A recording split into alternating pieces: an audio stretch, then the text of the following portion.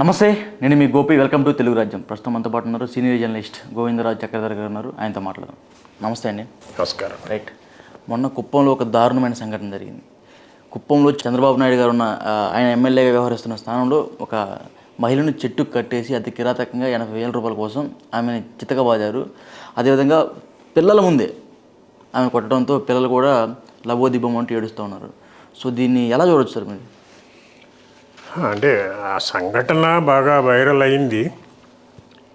అంటే ఆ సంఘటనకు సంబంధించి 2-3 ఇన్పుట్స్ మనం తెలుసుకోవాలి. ఒకటి ఏంటంటే అది కుప్పం మండలం నారాయణపురం గ్రామంలో జరిగింది. మండే నాడు తిమ్మరాయప్ప అనే ఆయన ఒక మనీ లెండర్ దగ్గర, మనీ లెండర్ పేరు మునికన్నప్ప, ఒక 80,000 రూపాయలు అప్పు చేశాడు.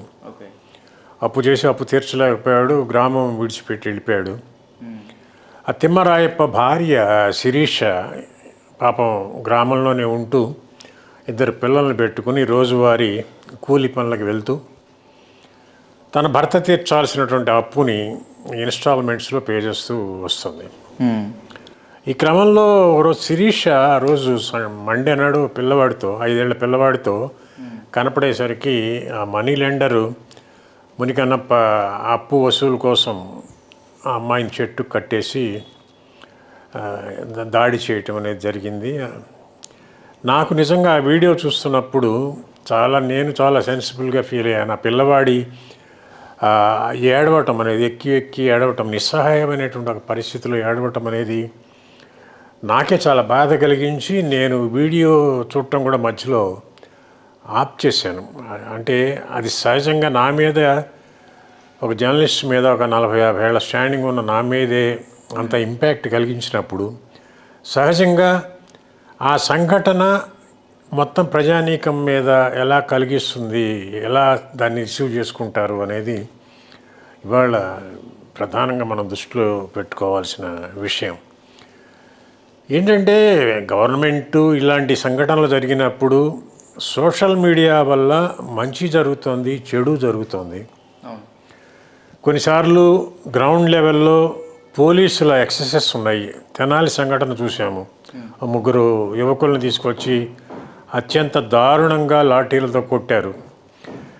పైగా దాన్ని వీడియో తీసి ప్రదర్శించారు. ఇవి వైరల్ అవుతున్నప్పుడు జనరల్గా ఆటోమేటికల్లీ అది ప్రజల్లో ప్రభుత్వ వ్యతిరేక దీన్ని ఒపీనియన్ బిల్డింగ్ కావడానికి ఇమ్మీడియట్గా ఒక సంఘటన వల్లే జరిగిపోతుందని నేను అన్ను కాదు. ఏ గవర్నమెంట్ అధికారంలో ఉన్నా కూడా గ్రౌండ్ లెవెల్లో జరిగేటువంటి సంఘటనలు ఇవాళ బాగా వెలుగులోకి వస్తున్నాయి కనుక, సోషల్ మీడియా వచ్చిన తర్వాత సోషల్ మీడియా ఒక పదునైన ఆయుధంగా ఉంది కనుక దానివల్ల ప్రభుత్వాలకి over a period of time damage అనేది బాగా జరిగేటువంటి అవకాశాలు కనపడుతున్నాయి.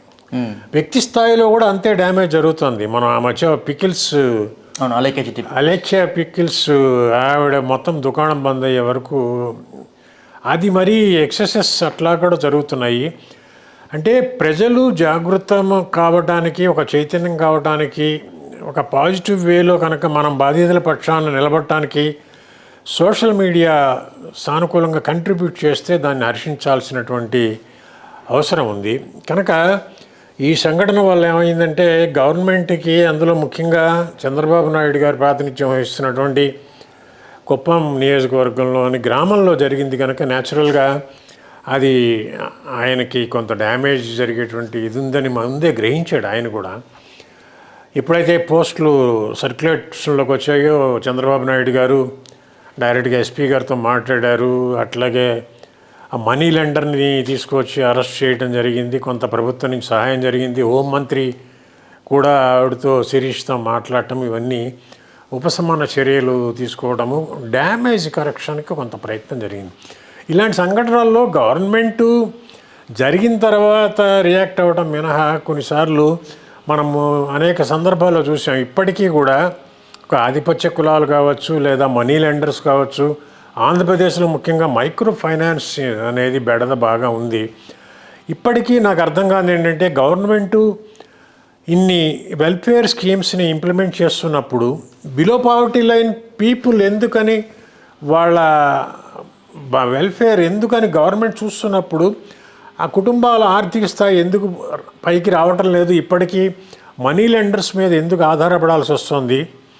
స్వయం ఉపాధికి కూడా పబ్లిక్ సెక్టర్ బ్యాంక్స్ ముందుకొచ్చి చాలా యాక్టివ్ లోన్స్ ఇస్తున్నా కూడా పరిస్థితి ఇంకా మారకుండా మనీ లెండర్స్ మీద ఆధారపడటం అనే దాని మీద ఏదో ఒక ఐసోలేటెడ్ ఇన్సిడెంట్ కాకుండా ఒక దీర్ఘకాలిక ఆలోచన చేసి గ్రౌండ్ రియాలిటీస్ ప్రాతిపదికగా తగిన ఒక మెకానిజమ్స్ని, తగిన స్కీమ్స్ని ఇప్పటికైనా ఇంప్లిమెంట్ చేయటం వల్ల ప్రజలకి మేలు జరుగుతుంది అని చెప్పి నేను అనుకుంటున్నాను. అంటే sir, sorry for the interruption. యాక్చువల్గా వాళ్ళకి న్యాయం చేయటం, లేకపోతే ఎవరైతే వాళ్ళని దండించారో వాళ్ళని పోలీస్ కేసు పెట్టి అరెస్ట్ చేయడం ఒక పద్ధతి.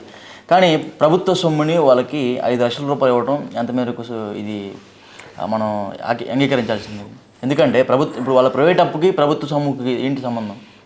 గవర్నమెంట్ 5 లక్షలు సహాయం చేయటం అనేది ఒక మహిళ ఆత్మగౌరవానికి సంబంధించిన ఇది. చెట్టు కట్టేసిందంటే ఆ మహిళ మళ్ళీ ఆ మరుసటి రోజు నుంచి గ్రామంలో తలెత్తుకు తిరగలేని ఒక అవమాన భారాన్ని ఆవిడ ఎదుర్కొంది.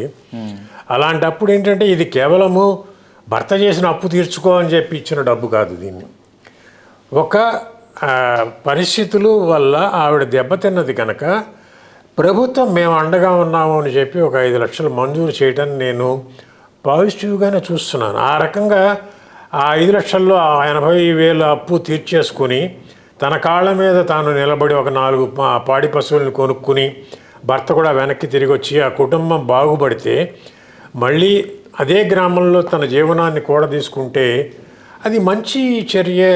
అంటే ఒక దీంట్లో నుంచి ఒక దెబ్బతిన్న ఒక కుటుంబాన్ని మళ్ళీ ట్రాక్లో పెట్టడానికి ప్రభుత్వ సహాయం ఉపయోగపడుతుంది అని చెప్పి నేను అనుకుంటున్నాను. ఇండివిజువల్గా ప్రభుత్వ సహాయం అంటే ఆటోమేటిక్గా ప్రజల సహాయం చేసినట్టే. మిగతా ఆంధ్రప్రదేశ్ ప్రజలంతా తాము కట్టినటువంటి పన్నుల రూపేణా వచ్చిన ప్రభుత్వానికి ఇచ్చిన ఆదాయంలోంచి గవర్నమెంట్ కొంత వితరణ చేసింది. అది చేయటం మంచిదే అని చెప్పి నేను అనుకున్నాను. ఎందువల్లంటే ఒక బాధిత మహిళకి అండగా ఉంటుంది, ఆర్థికంగా దన్ను ఇచ్చినట్టు ఉంటుంది, ఆసరాగా నిలబడ్డట్టు ఉంటుంది కనుక నథింగ్ రాంగ్. అంటే ఇప్పుడు 80,000 సరిపోయింది. ఒక 1 కోటి రూపాయలు అప్పు అయితే అప్పుడైనా సరే ప్రభుత్వం ఇలానే వాళ్ళు అప్పు తీర్చేసేదంటారా? ఇంకా ఎక్కువ డబ్బులు ఇచ్చేదంటారా? అండగా నిలబడతారు? హైపోథెటికల్ క్వశ్చన్స్కి మనము హైపోథెటికల్ క్వశ్చన్స్ అంటాం. ఊహాజనితమైన ప్రశ్నలకి 1 కోటి రూపాయలు అప్పు అయితే ఏం చేసేది, లేకపోతే మరొకటి ఏంటి, ఒక ఇండివిజువల్ కేసులో తీసుకున్న ఒక చర్య మీద మనం మాట్లాడగలం. కానీ మొన్న ఎయిర్ ఇండియా విమానం కూలినప్పుడు మరణించిన ప్రతి కుటుంబానికి, ప్రతి వ్యక్తి కుటుంబానికి వాళ్ళు ఎయిర్ ఇండియా మేనేజ్మెంటు 1 కోటి రూపాయల చొప్పున సహాయం చేసింది. దాన్ని అట్లా హ్యూమెన్ యాంగిల్లోనే మనం చూడాలి. కానీ ప్రతిదాన్ని వి కాంట్ క్వశ్చన్.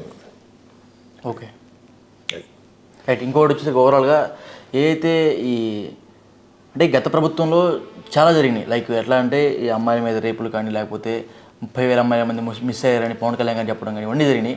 బట్ ఇప్పుడు కూడా ఇలానే జరుగుతుంది. అప్పటికి ప్రభుత్వానికి ఇప్పుడు ప్రభుత్వానికి ఏం డిఫరెన్స్ అంటారు? మీరేం చెప్తారు?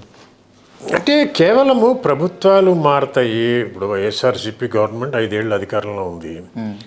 గవర్నమెంట్స్ ఉన్నప్పుడు ప్రతిదీ కూడా ఇర్రెస్పెక్టివ్ ఆఫ్ పార్టీస్ జరుగుతూ ఉంటాయి. ఆ జరిగినప్పుడు ఒకటి ఇమ్మీడియట్గా ప్రభుత్వం ఎలా రెస్పాండ్ అవుతుంది అనేది ఒకటి. 2 అలాంటి చర్యలు రిపీట్ కాకుండా ఎటువంటి పకడ్బందీ చర్యలు తీసుకుంటున్నాం అనేది ఈ రెండిటి మీదనే ఆ ప్రభుత్వాల లేదా ఆ పార్టీల ప్రభుత్వాల భవిష్యత్ అనేది ఆధారపడుతుంది. ప్రజలు గమనిస్తూ ఉంటారు.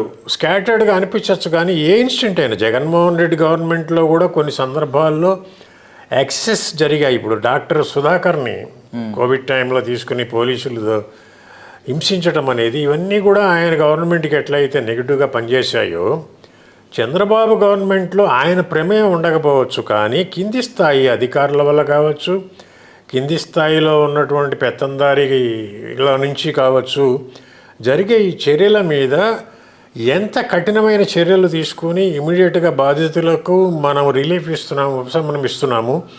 రికరెన్స్ ఆఫ్ ఇన్సిడెంట్ జరగకుండా, మళ్ళీ ఇటువంటివి జరగకుండా ఎలా స్ట్రిక్ట్ ఆదేశాలు అందిస్తున్నాము అనేది. పోలీసులు ఎక్సెస్ జరిగిందనుకోండి, రాష్ట్ర వ్యాప్తంగా పోలీసులకి స్పష్టమైన ఆదేశాలు ఇవ్వాలి. మీరు మాత్రం ఇలా జరిగితే మాత్రం ఈసారి పోలీసుల మీద కఠిన చర్యలు తీసుకుంటామని ఒక స్పష్టమైన ఆదేశాలు ఇచ్చినప్పుడు పోలీసులు తమ విషయంలో కాస్త అప్రమత్తంగా ఉండి జాగ్రత్త పడి అల్టిమేట్గా ఏంటంటేనండి the welfare of the state అండి. ప్రజలు బాగుండాలి, ఆ ప్రజల సంక్షేమం అనేది లార్జర్ ఇంట్రెస్ట్ ఆఫ్ ది సొసైటీతో వెళ్ళాల్సిన అవసరం ఉంది, ఇర్రెస్పెక్టివ్ ఆఫ్ పార్టీస్ అని నేను అనుకుంటున్నాను.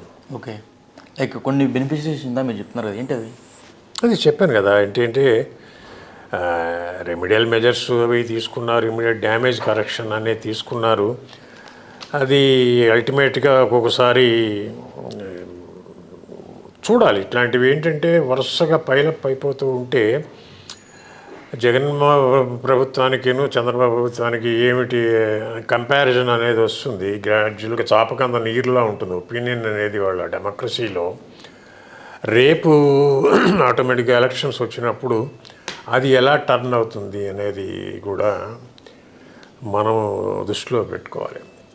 Right, thank you sir, thank you so much. నమస్కారం.